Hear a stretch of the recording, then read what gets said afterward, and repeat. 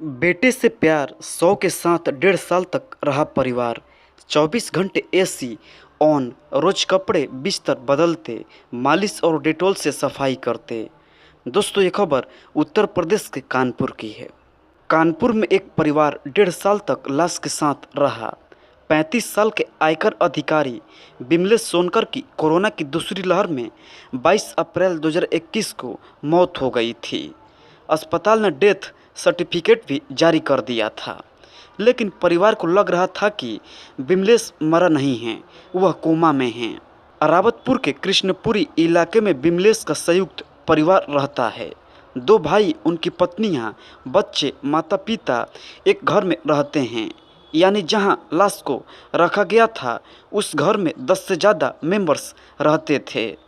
शुक्रवार को इसका खुलासा तब हुआ जब बिमलेश के लगातार ड्यूटी में न पहुंचने पर आयकर विभाग की टीम उनकी तलाश करते हुए घर तक जा पहुंची।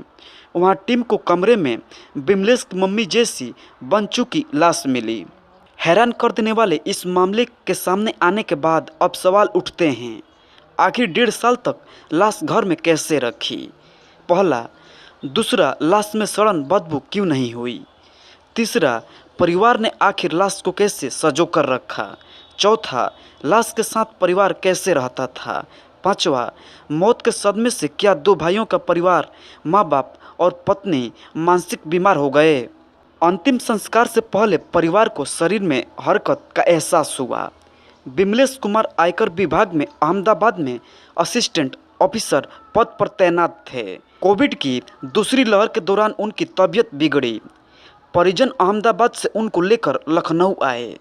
वहाँ सुधार नहीं हुआ तो फिर कानपुर ले आए। वहाँ बिरहना रोड स्थित मोती नर्सिंग होम में एडमिट कराया गया। इलाज के दौरान 22 अप्रैल 2022 को उनकी मौत हो गई। अस्पताल ने डेथ सर्टिफिकेट भी जारी करके शव को परिजनों को सौंप दिया। 23 अप्रैल की सुबह परिजन शव का अंतिम संस्कार करने जा रहे थे, तभी उन्हें शरीर में हरकत का एहसास हुआ। हाथ में ऑक्सीमीटर लगाया तो पल्स रेट और ऑक्सीजन लेवल बताने लगा। तब परिवार ने अंतिम संस्कार कैंसिल कर दिया। कोरोना का वक्त था, ऐसे में अंतिम संस्कार में परिजन के लोग ही थे। परिजन फिर बिमलेश की दूसरे हॉस्पिटल में भर्ती कराने का प्रयास किया, लेकिन कोविड की महामारी में हॉस्पिटल में कोई सुनने वाला नहीं था। किसी भी हॉस्पिटल में न तो परिवार की बात ठीक से सुनी और न ही एडमिट किया। शव को जिंदा मानकर वापस घर लाए। थक हार कर परिवार बिमलेश के शव को जिंदा मानकर वापस घर ले आए। इसके बाद बिमलेश की बैंक अफसर पत्नी मिताली, पिता राम अवतार और मां साथ रहने वाले 2 भाई दिनेश और सुनील शव को जिंदा मानकर उसकी सेवा करने लग गए। सुबह शाम शव की डेटॉल से सफाई, तेल मालिश, रोजाना कपड़े और बिस्तर बदलना, कमरे का 24 घंटे एसी ऑन रखना, यह सब 1.5 साल तक ऐसे ही जारी रहा। इसलिए शव से नहीं आए बदबू। शुक्रवार को शव रखे होने के खुलासे के बाद जांच के लिए एडिशनल सीएमओ डॉक्टर गौतम की टीम के साथ मौके पर पहुंचे। उन्होंने परिजन, खासकर उनके माता पिता को भरोसे में लिया। कहा, अगर बिमलेश जिंदा है तो हैलेट अस्पताल में उनका इलाज किया जाएगा। इसके बाद उनकी टीम मम्मी जैसी बन चुके शव को लेकर अस्पताल लाए। जांच के दौरान मृत घोषित कर दिया गया। डॉक्टर गौतम ने बताया कि बिमलेश बेहद दुबले पतले थे। कोरोना के वक्त 1 महीने की बीमारी में शरीर और कमज़ोर हो गया था। शव सूख कर अकड़ गया। डॉक्टर गौतम कहते हैं कि शव के सड़ने की प्रक्रिया में शव से पानी निकलता है, इससे दुर्गंध उठती है। बिमलेश के शव से जो पानी निकलता था उसको बार बार डेटॉल से परिजन साफ कर देते थे। इससे शव पर बैक्टीरिया नहीं पनप पाए। शव की तेल मालिश तक की जा रही थी। इन सब प्रक्रिया से शव सूख कर अकड़ गया। चमड़ी पूरी काली हो गई, बिल्कुल मम्मी की तरह। यानी 1.5 साल तक शव की ऐसी केयर की कि पड़ोसियों को बदबू तक नहीं आई। अफसरों की टीम ने जब शव को बरामद किया तो उस पर साफ और नए कपड़े थे। पड़ोस के लोग जब कभी बिमलेश के बारे में पूछते तो कह देते कि बिमलेश कोमा में हैं। आसपास के लोगों ने बताया कि परिवार थोड़ा रिजर्व रहता है, ऐसे में बाहरी लोगों से ज़्यादा संपर्क नहीं था। आयकर विभाग ने पत्नी से विमलेश के बारे में पूछा। विमलेश की पत्नी मिताली को ऑपरेटिव बैंक में मैनेजर हैं। वह शहर की कदवई नगर ब्रांच में पोस्टेड हैं। न्यूज रिपोर्टर से बातचीत करते हुए कहा कि पति के निधन के बाद उनके माता पिता को गहरा सदमा लगा। वह बेटे की मौत स्वीकार करने को तैयार नहीं थे। एक बार तो मुझे भी लगा कि सांसें चल रही हैं, दिल धड़क रहा है। हालांकि जब शरीर काला पड़ता गया और पूरी तरह से सूख गया तो मुझे यकीन हो गया कि अब शरीर में कुछ बचा नहीं है। मिताली कहती हैं कि सास ससुर को समझाने का प्रयास किया तो वह झगड़ने लगे। वह यह बात मानने को ही तैयार नहीं थे कि विमलेश की मौत हो चुकी है। इसके चलते मैं विरोध नहीं कर सकी। 1.5 साल तक मुझे भी सास ससुर और परिजन की हाँ में हाँ मिलाना पड़ा।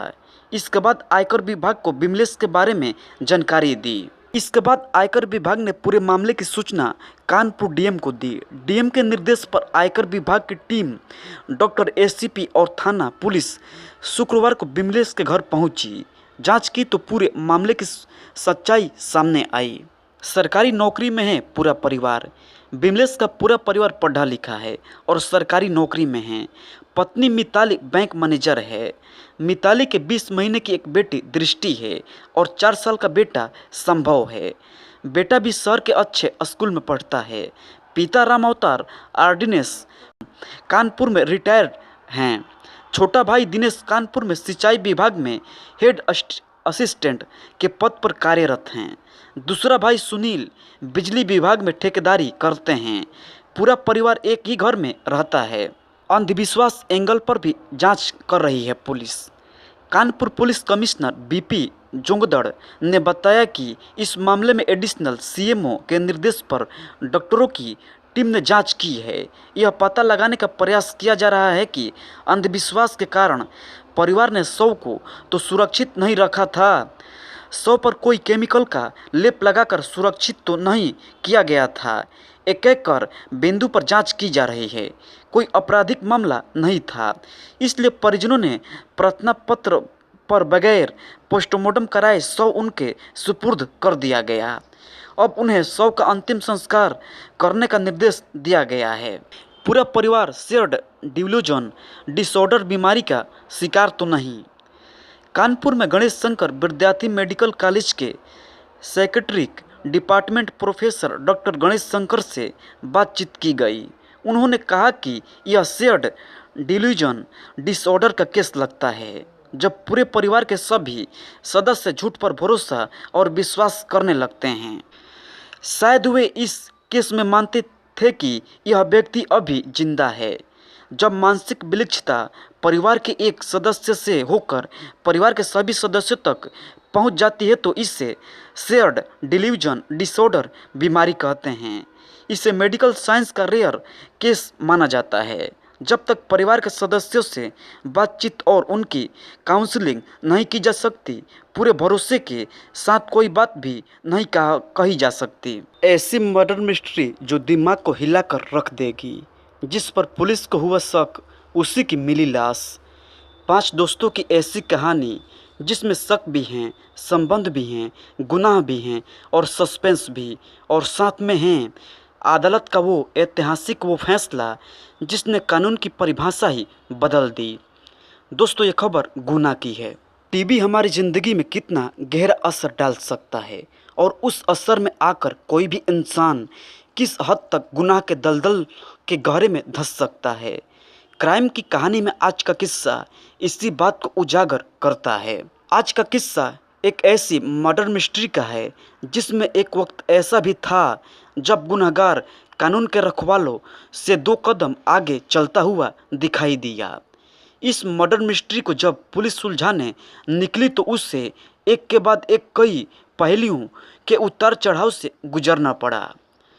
इस कहानी को बताने से पहले आपको एक कानून में हुए बड़े बदलाव को बताना शायद सबसे पहली ज़रूरत है। निर्भया केस हिंदुस्तान में कौन नहीं जानता। जब एक लड़की के साथ देश की राजधानी में हैवानियत की इंतहा हो गई थी, और फिर उसके बाद पूरे देश में भूचाल आ गया था। सड़क से लेकर सांसद तक सभी जगह कानून को सख्त करने और गुनहगारों को सख्त सजा दिलाने को वकालत तेज हो गई थी। उसी वक्त एक कानून में संशोधित किया गया। असल में इस बदलाव की ज़रूरत इसलिए महसूस हुई थी क्योंकि निर्भया के जो 6 गुनहगार थे उनमें एक नाबालिग भी था। जिस वक्त उस नाबालिग ने इस गुनाह को अंजाम दिया था उस वक्त उसकी उम्र 17.5 साल थी। कानूनन बालिग होने में उसे 6 महीने बचे थे और पुराना कानून उससे सख्त सज़ा देने की हिमायती नहीं हुआ। लिहाजा उस कानून की आड़ में वो बच ही गया। हालांकि कहा तो यहाँ तक गया कि निर्भया पर सबसे ज़्यादा जुल्म उसी ने ढाए थे, मगर नाबालिग होने की वजह से वो कानून की सख्त धाराओं में घिरने से बच गया और सिर्फ 3 साल की सज़ा दी जा सकी और वो बाल सुधार गृह में रहने की जुवेनाइल जस्टिस बोर्ड ने उसके लिए इतनी ही सज़ा मुकर्रर की थी। 3 साल के बाद वो आज़ाद भी हो गया। इस गुनाहगार के आज़ाद होने की सूरत में देश के कानून में बदलाव किया जाना जरूरी हो गया।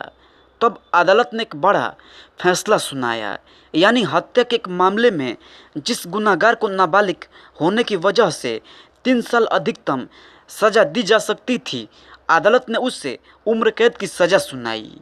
ये सज़ा सुनाते समय अदालत ने ये कहा कि सज़ा सुनाते समय गुनहगार की उम्र पर ध्यान देना ही काफ़ी नहीं है, बल्कि अदालत को ये देखना चाहिए कि गुनहगार ने जो गुनाह किया है वो किस किस्म का है, वो गुनाह कितना क्रूर था या कितना संजीदा था। लिहाजा उम्र के साथ साथ उसके जुर्म की गंभीरता पर गौर करना जरूरी है और इसी टिप्पणी के साथ अदालत ने एक गुनहगार को उम्र कैद की सज़ा सुनाई। और अदालत ने इसी फैसले की रोशनी में आज की कहानी, जिसकी शुरुआत 5 साल पहले यानी 2017 में हुई थी। मध्य प्रदेश का एक शहर गुना शहर में ही 5 दोस्त रहते थे। सभी आसपास के मोहल्लों में रहने वाले थे। पांचों में बड़ी गहरी दोस्ती थी। जात पात और अमीरी गरीबी से हटकर इन्हीं 5 दोस्तों में था हेमंत। हेमंत ने अपने पिता से बाइक लेने की जिद कर ली थी। लिहाजा सिंचाई विभाग में मुलाजिम हेमंत के पिता ने बेटे की जिद मान ली और उसे सेकेंड हैंड बाइक लेने की इजाज़त और पैसे भी दिया। 18 मई की रात हेमंत अपने एक दोस्त हनी दुबे के साथ 40,000 रुपये लेकर बाइक लेने के लिए निकला, लेकिन फिर लौटा नहीं। बेटे के घर वापस न लौटने पर हेमंत के पिता परेशान हो जाते हैं। पिता हेमंत की तलाश में निकलते हैं और सभी दोस्तों से पूछताछ करते हैं। दोस्त भी हेमंत के पिता को एक जैसा जवाब देते हैं कि वो बाइक लेकर रात में ही चला गया था। अब हेमंत के पिता को बेटे की फिक्र हो रही थी, लेकिन हेमंत का कहीं कोई सुराग नहीं मिलता।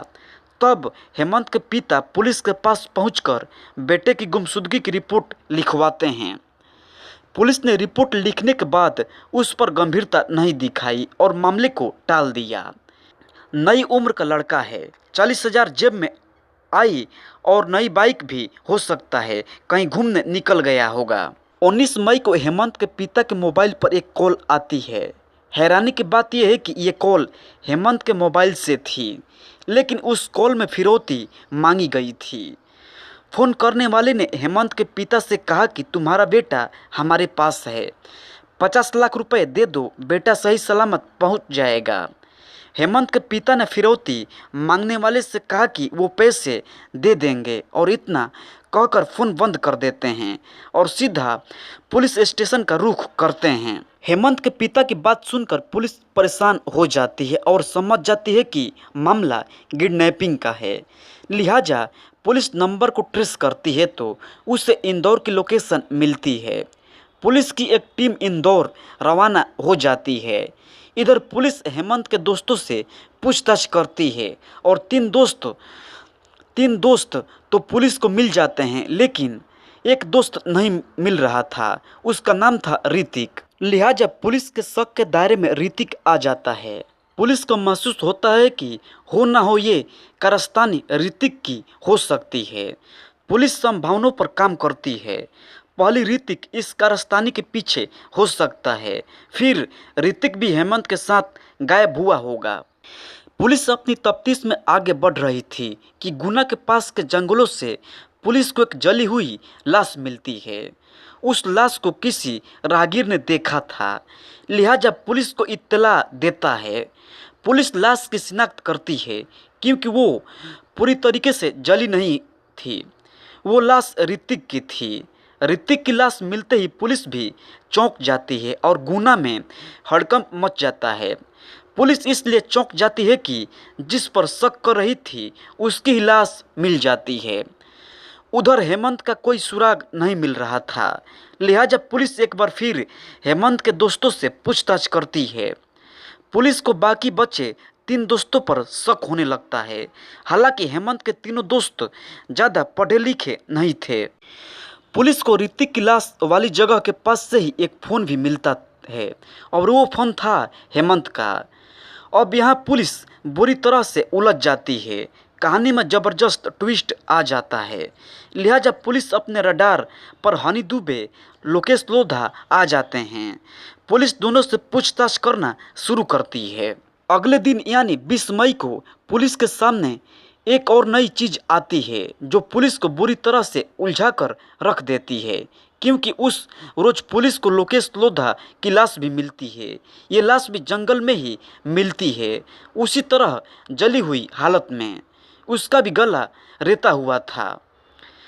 अब पुलिस को एक चीज़ मिल जाती है, कत्ल का तरीका एक जैसा और लाश को जलाकर फेंकने का तरीका दोनों का एक ही था। लेकिन पुलिस इस बात से ज़्यादा परेशान होती है कि जिस पर भी शक होता है उसकी लाश मिल जाती है। पुलिस माजरा समझ नहीं पाती क्योंकि 2 दिन में 2 दोस्तों की लाश मिली और तीसरा हेमंत का कोई सुराग नहीं मिल रहा था। उधर लगातार 2 दिन 2 लाश मिलने की घटना से गुना में लोग हैरान और परेशान हो गए। लोग पुलिस के खिलाफ गुस्सा निकालने लगे और हेमंत के घर वाले भी पुलिस पर दबाव बनाने लगे। अब पुलिस के लिए ये केस सुलझाना उसकी नाक का सवाल बन गया, लिहाजा पुलिस ने अपने सारे घोड़े खोल दिए। अब पुलिस के शक के दायरे में आते हैं 2 और दोस्त। अब पुलिस हनी दुबे के साथ उस 5वें दोस्त से पूछताछ करती है। वो इन 5 दोस्तों में सबसे ज़्यादा पढ़ा लिखा था, लेकिन वो अब पुलिस को अपने बारे में बताता है तो पुलिस की तस्दीक में अब वो सब सही निकलती है। पुलिस उस पर शक नहीं कर पाती, लिहाजा अब शक की सुई आकर टिक जाती है हनी दुबे पर। परेशानी की बात यह है कि हनी सब में छोटा था और नाबालिग भी था। पुलिस हनी दुबे से बात करती है तो उसने फिर वही कहानी दोहरा दी जो उसने पहले दिन पुलिस को बताई थी। उलझन में फंसी पुलिस अचानक हनी दुबे की मां से पूछताछ करने लगती है। पुलिस ने हनी दुबे की मां का अतीत खंगालना शुरू करती है। तब पुलिस को पता चलता है कि हनी दुबे की मां का बड़े और रसूखदार लोगों के साथ उठना बैठना है और इसके अलावा कुछ ऐसे लोग भी हैं जिनका आपराधिक रिकॉर्ड भी हैं। पुलिस को यह भी पता चलता है कि हेमंत का हनी दुबे का घर आना जाना था। इतना पता चलने पर पुलिस अब पूछताछ के दायरे में हनी दुबे और उसकी मां पूनम दुबे को ले लेती है। दोनों पुलिस के सभी सवालों का जवाब देते रहे और हेमंत की गुमशुदगी को लेकर नकारते रहे, लेकिन तब पुलिस ने अपना असली रंग दिखाया और कड़ाई से पूछताछ शुरू की। पुलिस के बदले तेवर देखकर एक ही झटके में सब कुछ साफ हो गया। तब पुलिस के सामने आई एक ऐसी कहानी जिसे सुनकर खुद पुलिस को भी यकीन नहीं हो पा रहा था। इन दोनों से पूछताछ के बाद पुलिस एक बार फिर गुना के जंगलों का रुख करती है और तलाश शुरू करती है तो उसे अलग अलग जगहों पर लाश के कुछ टुकड़े मिलते हैं। वो लाश भी जली हुई थी और गले पर कटे का निशान भी वैसा ही था जैसा बाकी 2 लाशों पर मिलता है। वो लाश हेमंत की थी। अब पुलिस के सामने 3 दोस्तों के लाशें थीं और इत्तेफाक से तीनों दोस्तों ही नाबालिग थे। अब पुलिस हनी दुबे और पूनम दुबे से पूछताछ करती है। वो कहानी ऐसी थी जिसके कुछ पन्नों की इबारत के बारे में सिर्फ पूनम दुबे को ही पता था। पुलिस के सामने जो किस्सा आया वो बेहद सनसनीखेज था। असल में पूनम दुबे अपने पति से अलग अपने बेटे हनी दुबे के साथ रहती थी, लेकिन पूनम दुबे को पैसे की भूख थी और वो अच्छी ज़िंदगी जीना चाहती थी। वो जिस मोहल्ले में रहती थी वहीं हेमंत भी रहता था।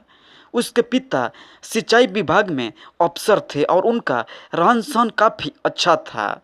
तब पूनम ने हेमंत के घर वालों से दोस्ती करने का इरादा किया और अपने बेटे को हेमंत से दोस्ती करने को कहा। हनी ने मोहल्ले के नाते हेमंत से दोस्ती शुरू कर दी और दोनों अच्छे दोस्त बन गए। दोनों का एक दूसरे के घर आना जाना शुरू हो गया। तब हेमंत ने अपने दूसरे दोस्तों के साथ हनी की दोस्ती करवा दी और धीरे धीरे सभी अच्छे दोस्त बन गए और इनकी मंडली तैयार हो गई। दोस्तों के बीच जब घर आना जाना शुरू हुआ तो पूनम दुबे ने हेमंत के साथ रिश्ते बनाने शुरू किए। इससे हेमंत का हनी दुबे के घर आने जाने का सिलसिला बढ़ गया। हेमंत का वक्त बेवक्त घर आना अब हनी दुबे को अखरने लगा। तब हनी को अपने दोस्त पर शक हुआ कि हेमंत और उसकी मां के बीच कोई रिश्ता कायम हो गया है। इस बीच हेमंत को पूनम उकसाकर घर से पैसों और जेवर की चोरी करवाने लगी। यहाँ तक सब ठीक चल रहा था। इसी बीच 18 मई को हनी दुबे को पता चला कि हेमंत अपने पिता से 40,000 रुपये लेकर बाइक लेने जाने वाला है। हनी ने हेमंत से कहा कि वो भी साथ चलेगा। जब हनी और हेमंत पैसे लेकर बाइक से जा रहे थे तो रास्ते में हनी ने बाकी दोस्तों को भी बुला लिया और बियर पार्टी कर ली और उसी पार्टी के दौरान बियर की खाली बोतल से हेमंत के सिर पर वार किया और फिर उसका गला रेत दिया और फिर पेट्रोल डालकर हेमंत की लाश को जला दिया। हनी की इस करतूत के उसके दो दोस्त लोकेश लोधा और ऋतिक नामदेव जस्मदीद थे। हेमंत का काम तमाम करने के बाद हनी घर गया और उसने ये किस्सा अपनी माँ को बता दिया। तब पूनम ने हनी की इस गुनाह को और संगीन करने का रास्ता दिखाया और लाश को ढंग से जलाने और ठिकाने लगाने का तरीका बताया। इसके बाद पूनम एक साजिश रचती है। वो बाकी दोनों दोस्तों को अपना मुंह बंद रखने की हिदायत देती है और हेमंत के पिता से फिरौती वसूलने का प्लान बनाती है और वहीं ऋतिक को हेमंत का मोबाइल देती है और उसे इंदौर जाने को कहती है और वहीं से हेमंत के पिता को फ़ोन करने को कहती है। फ़ोन पर क्या कहना है और कैसे कहना है ये भी पूनम ही ऋतिक को बताती है। पूनम पूरी साजिश को टीवी पर आने वाले क्राइम सीरियल को देखकर ही उसी आइडिया से तैयार करती हैं। हेमंत के पिता को फ़ोन करने के बाद ऋतिक वापस लौट आता है। इसी बीच दूसरा दोस्त यानी लोकेश हनी से कहता है कि उसे फिरौती की रकम में से उसका हिस्सा अभी दो, क्योंकि उसे उन पर भरोसा नहीं था और पैसे न देने की सूरत में पुलिस में जाने की धमकी देता है। तब हनी और ऋतिक मिल जाते हैं और लोकेश को जंगल में ले जाते हैं। वहाँ शराब पिलाते हैं और फिर लोकेश की भी हत्या कर देते हैं, उसी तरह जैसे हेमंत को मारा था। लोकेश का काम तमाम करने के बाद हनी दुबे अपनी माँ पूनम दुबे और ऋतिक के घर लौट रहे होते हैं और माँ का इशारा पाते ही मौका देखकर हनी अपने दोस्त और इकलौते जस्मदीद ऋतिक को भी मार डालते हैं। इस तरह एक कत्ल को छुपाने के लिए वो लोग दो दो कत्ल कर देते हैं और वापस गुना लौट आते हैं। लेकिन पुलिस के शक के दायरे में होने की वजह से हनी पुलिस के सवालों से बच नहीं पाता। लेकिन जब पुलिस हनी के साथ साथ पूनम की कुंडली खंगालती और सख्ती से दोनों से पूछताछ करती है तो सारी कहानी सामने आ जाती है। यानी जिस जिस पर शक हुआ उसका कत्ल होता गया और पुलिस एक के बाद एक 3 लाश के चक्कर में उलझकर रह जाती है। पुलिस अब हनी दुबे को मुख्य आरोपी बनाकर गिरफ्तार कर लेती है और पूनम दुबे को साथ ही आरोपी बना लेती हैं। इसके बाद 5 साल तक ये मुकदमा चलता है। 5 साल मुकदमा चलने के बाद इसी साल अदालत ने हनी दुबे को नाबालिग होने के बावजूद उम्र कैद की सज़ा सुनाती है। हालांकि जुर्म के वक्त हनी दुबे नाबालिग था, लेकिन अदालत ने अपना फैसला सुनाते वक्त कहा कि जुर्म के वक्त जो कुछ उसने किया, अदालत उसकी सिर्फ उम्र नहीं देखेगी, बल्कि उसने क्या क्या किया और कैसे कैसे किया, इस पर गौर करना जरूरी है। एक के बाद एक जिस तरह से हनी दुबे ने 3 कत्ल किए, ये गुनाह किसी भी लिहाज से बेहद गंभीर श्रेणी में आता है, लिहाजा उसे उम्र कैद की सज़ा दी जाए। और इसी के साथ ही अदालत ने माँ बेटे को उम्र कैद की सज़ा सुना दी।